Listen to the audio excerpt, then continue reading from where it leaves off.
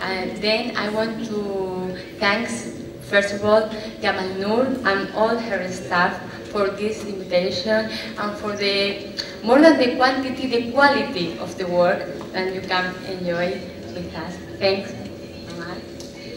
Okay, then I will try to explain to you the need of interpretation nowadays through the master Ibn Masarra, the predecessor and the master of Ibn Arabi.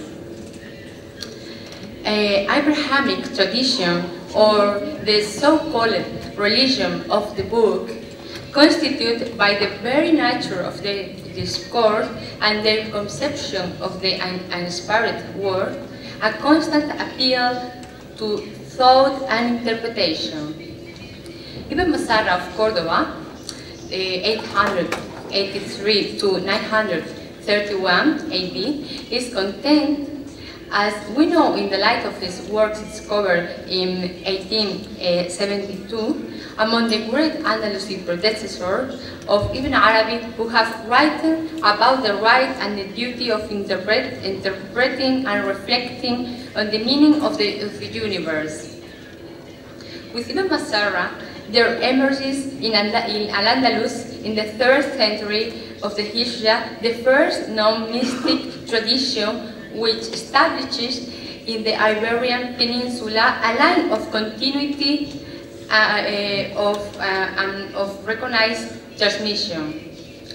This enabled subsequent Andalusian Sufis, such Ibn Arabi of Murcia, whose various works clearly value Andalusian Sufism so much, as well Shustari of Imara, to include Ibn Masarra among the great masters, and he died in his house in the foothills of the Sierra of Córdoba on the 931 AD.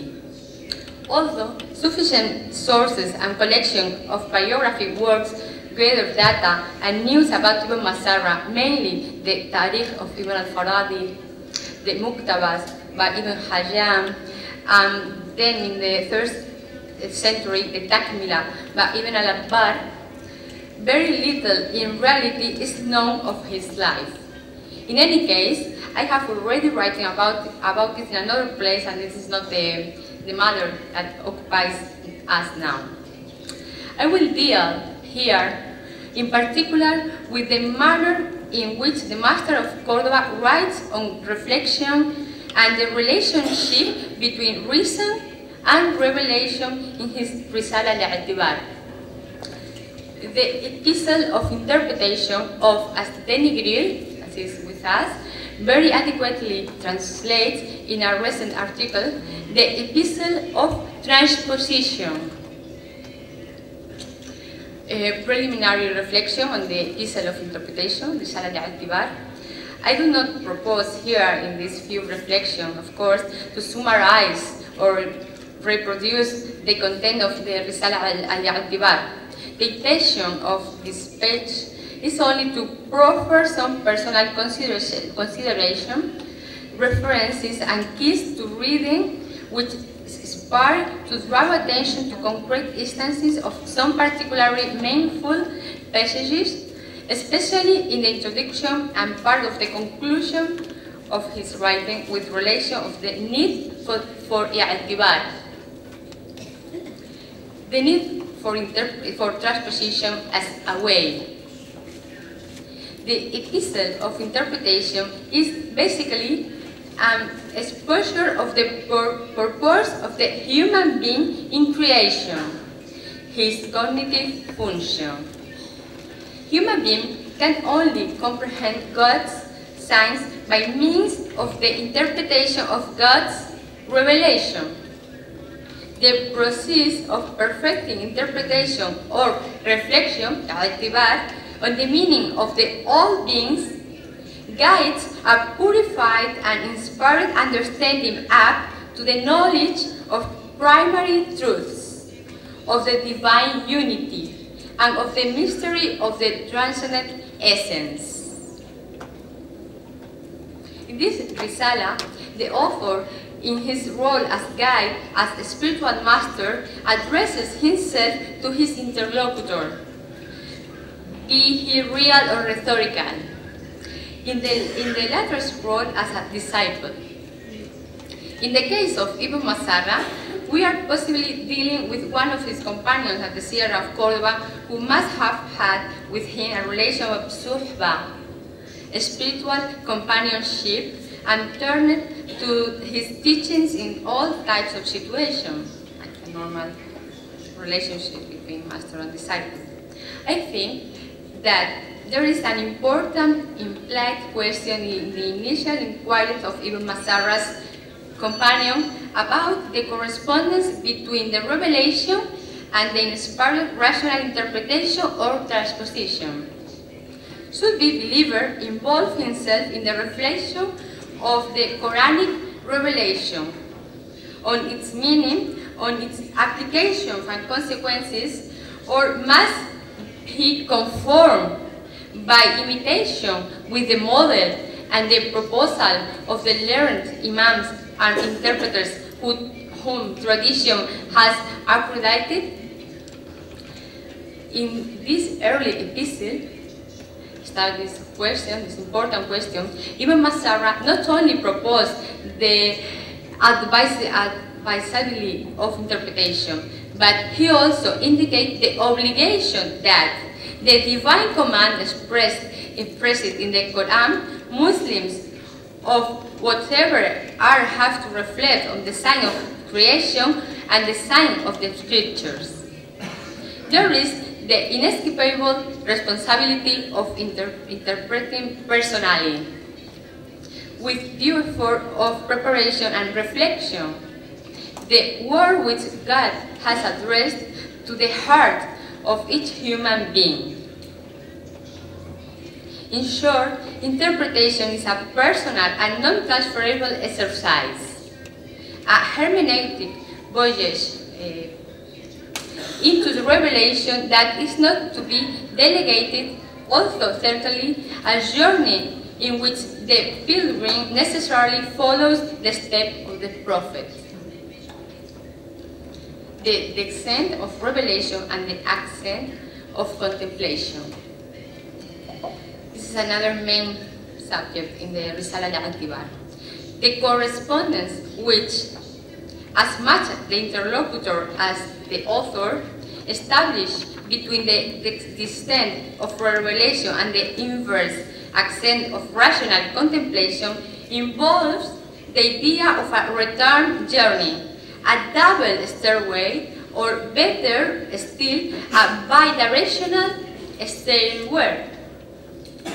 God brings all things into existence in a way that, coming from the above of the non-manifest, they descend to that of manifestation.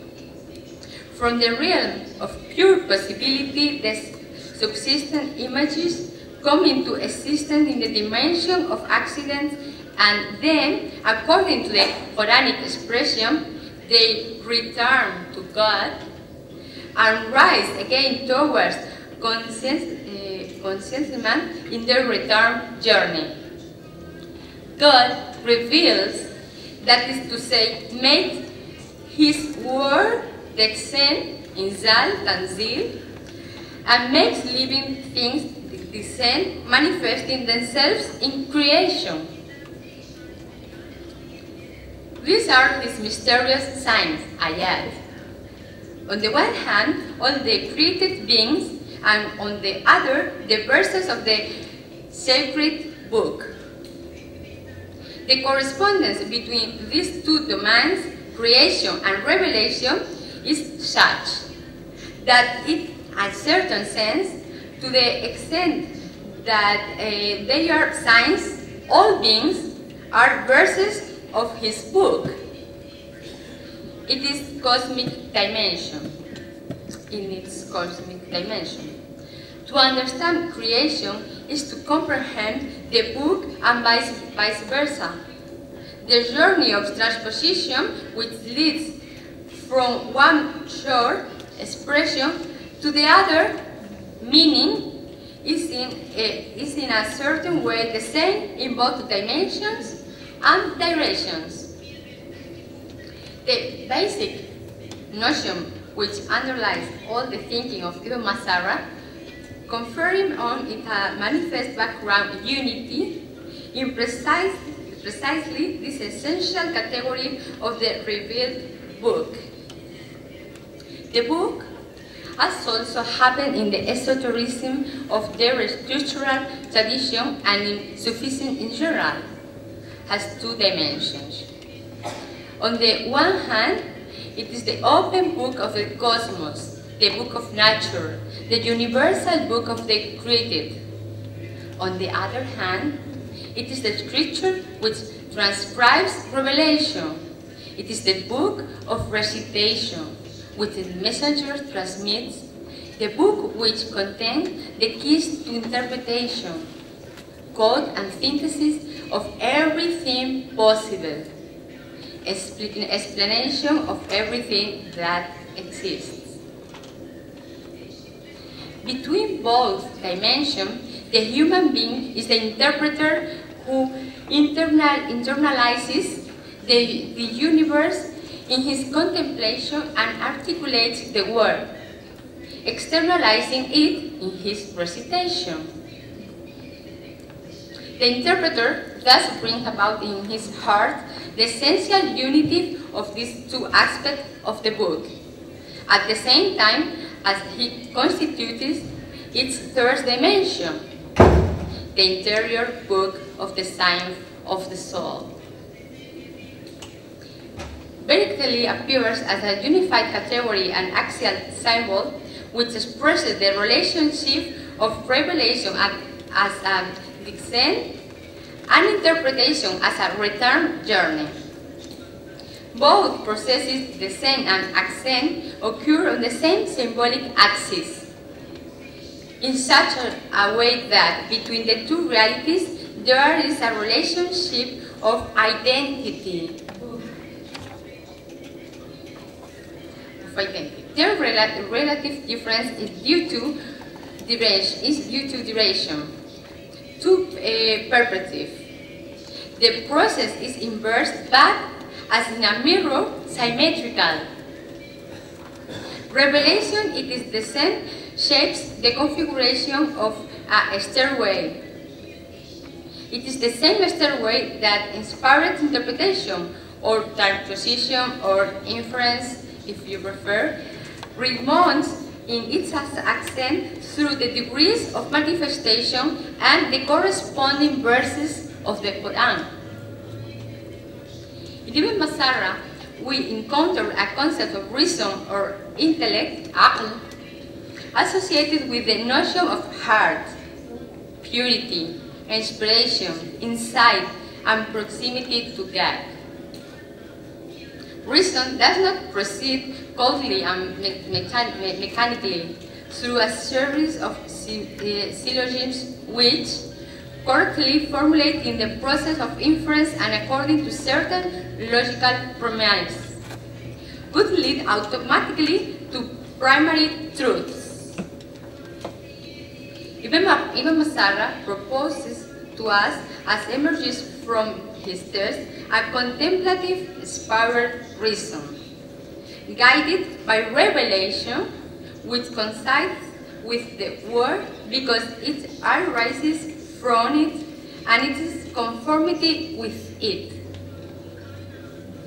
The reflection of the inspired interpreter consists precisely in it, and following the step of the prophet, going back to the source of revelation by the way of revelation itself.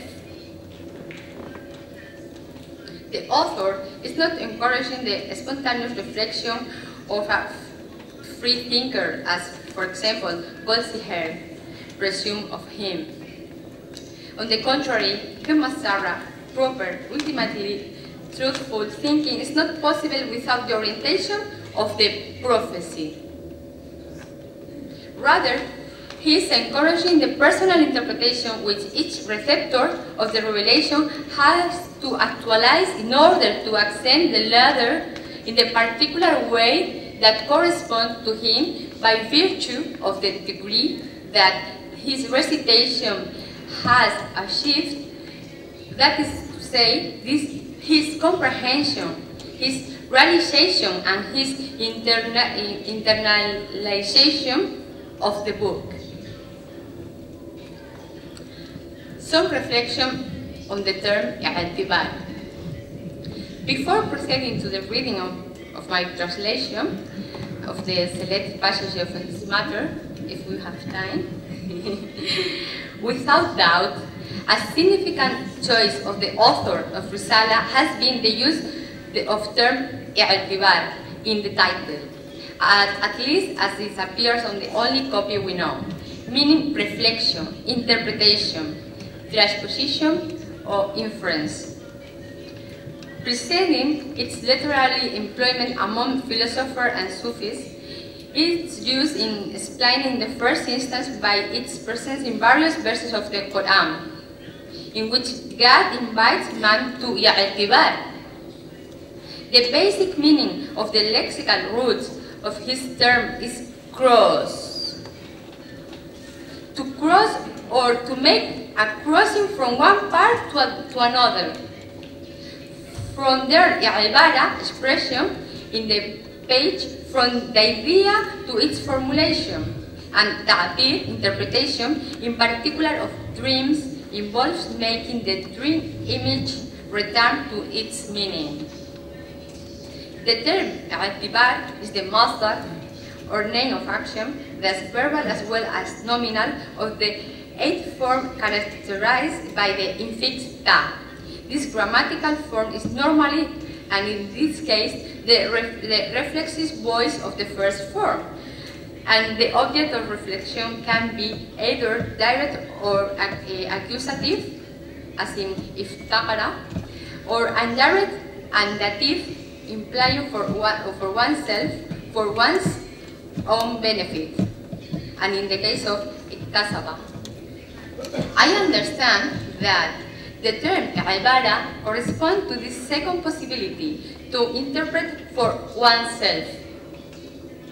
To interpret or transpose is to make something pass from its expression and its manifestation to its meaning and its personal internalization. If we take this nuance into account, the mu'tabir, it is the interpreter who carries out this movement, the hermeneut who transfers the object under his consideration from one level or realm to another, from the sensible to the intelligible, from expression to meaning, giving it significance for himself, that is to say, in the intimacy of his heart or for his own development. By reason of its double nature as noun and verb, similar to that of an infinitive, this masdar signifies as much the interpretation, reflection, on transposition achieved as the practice of the process of interpreting, reflecting, inferring, and transposing. Let us see then how Ibn Masarra deals with the reading of the universe, the living experience of the book, and with the right and the duty of its interpretation. I will read for you the passages from the Epistle of Interpretation.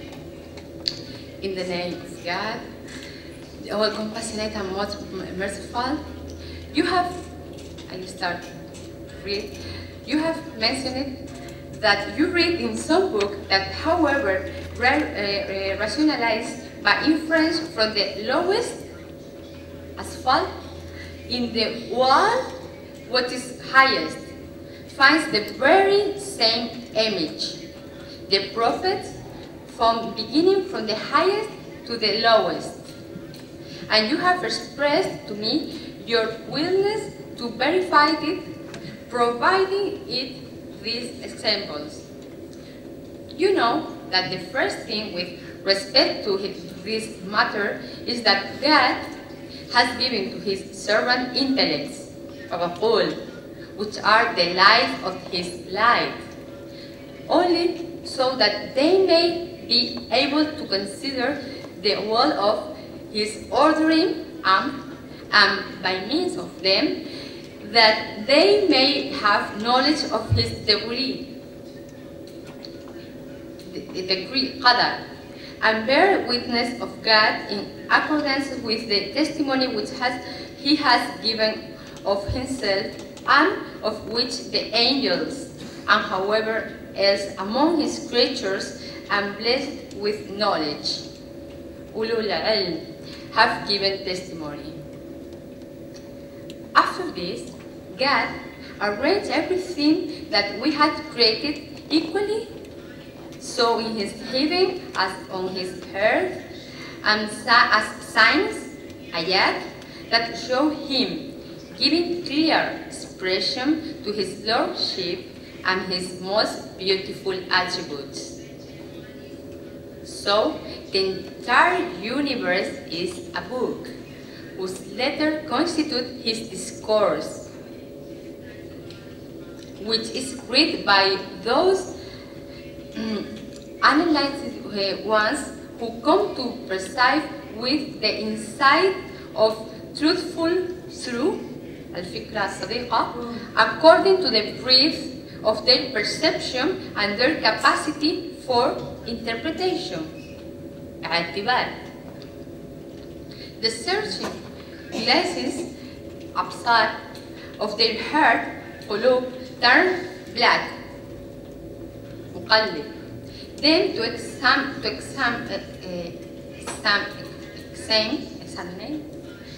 the marvels of creation, both manifest and hidden, which are unveiled for the inspired one who managed to see, but remain veiled for the distraught one who turns his back on our remembrance figure and only desires the life of his world.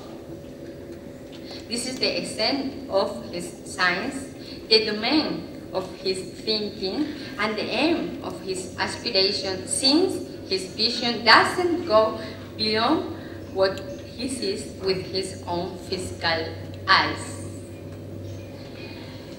Well, that we don't have too much time, I think I will jump to the end of my paper, and I'm sure you will read after the proceeding, because also I want to thank, before I finish my paper, the translator, because they really had a very hard work, and I want to thank them, all the team of the translator.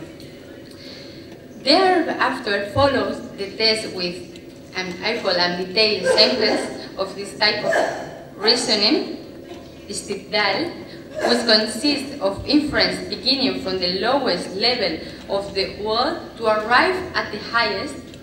After this long interferal model which enunciates metaphysically the successive degrees of beings, the author, Ibn Masarra'da, also expounds on some of the essential truths which the prophets have transmitted. After that, again stressing the central question of the correspondence between the prophecy and rational contemplation, which is the pen of the revelation, and before the conclusion of the epistle, Ibn Masarra'da adds the following. The message of the prophecy, Masarra'da said, which has come down from the throne towards the earth, concurs fully with the process and the result of interpretation, al-bara, which proceeds in the reverse direction, stepping upwards from the earth towards the throne, without there being any difference between the two. No pronouncement comes from God to clarify anything without there being a sign which refers to his pronouncement and correspond with it. And conversely, there is no sign in the world which refers to a pronouncement which the prophecy has not shown and announced, whether it be the synthesis or in distinctive mode. Given that the demonstration would hand concurs with the revelation and that the prophetic pronouncement and its inferiority print verify one another mutually, the intellect finds itself obliged to recognize that the prophecy embraces it, comprehends it, and is superior to it.